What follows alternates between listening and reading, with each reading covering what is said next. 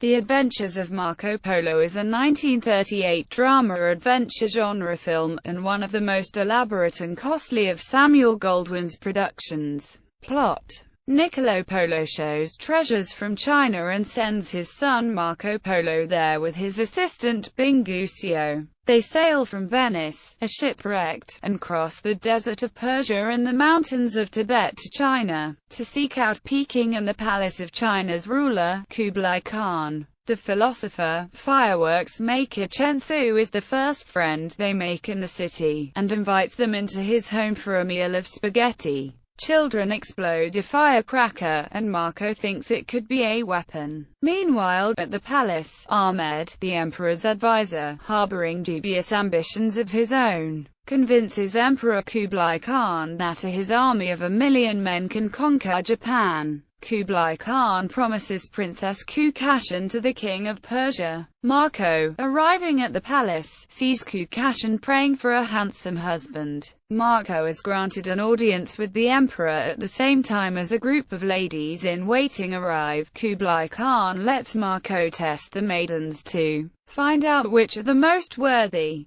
Marco tests them all with a question, and he sends off the ones who had incorrectly guessed the answer, as well as those who had told him the correct answer, retaining those saying they did not know. His reasoning behind this is that they are the perfect ladies-in-waiting, not overly intelligent, and honest. Kublai agrees and Marco immediately becomes a favored guest. Ahmed shows Marco his private tower with vultures and executes a spy via a trapdoor into a lion pit.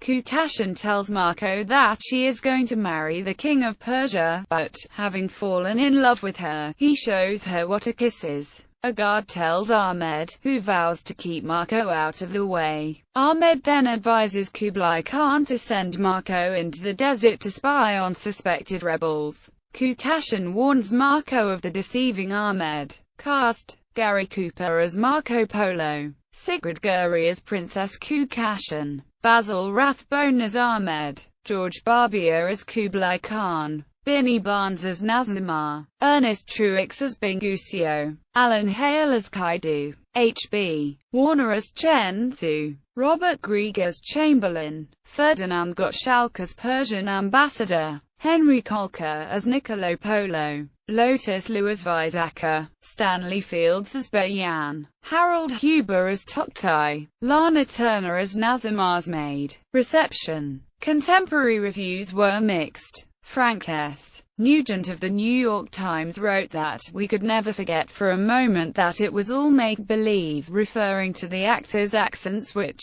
were clearly inaccurate for the film's time and place. However, he went on, "It is amiable make-believe, rich in the outlandish pageantry Hollywood loves to manufacture, facilely narrated and enjoyably played." Variety called the film a spectacular melodrama and an excellent vehicle for Cooper, and inaccurately predicted that it would be a box office hit. Film Daily called the film a thrilling, romantic offering, and called Cooper an excellent choice for the role. Harrison's reports found expert performances and a romance handled in good taste, but found that its appeal would be limited to sophisticated audiences because it was lacking in action. John Mosier of The New Yorker called the film a big disappointment, and described the dialogue as having the swing of a bad libretto. Motion Picture Daily praised the lavish production, but said the title role would have been much better suited to Rudolph Valentino than Gary Cooper. The New York Sun wrote, "In spite of its elaborate settings and the presence of Gary Cooper, The Adventures of Marco Polo never quite lives up to its promises." In Italy, the fascist censors considered the film disrespectful to the eponymous hero and insisted on redubbing it to make the protagonist a Scotsman and releasing it under the title Uno Scozzas alla Corte del Gran Khan. The film was a box office flop, losing an estimated $700,000.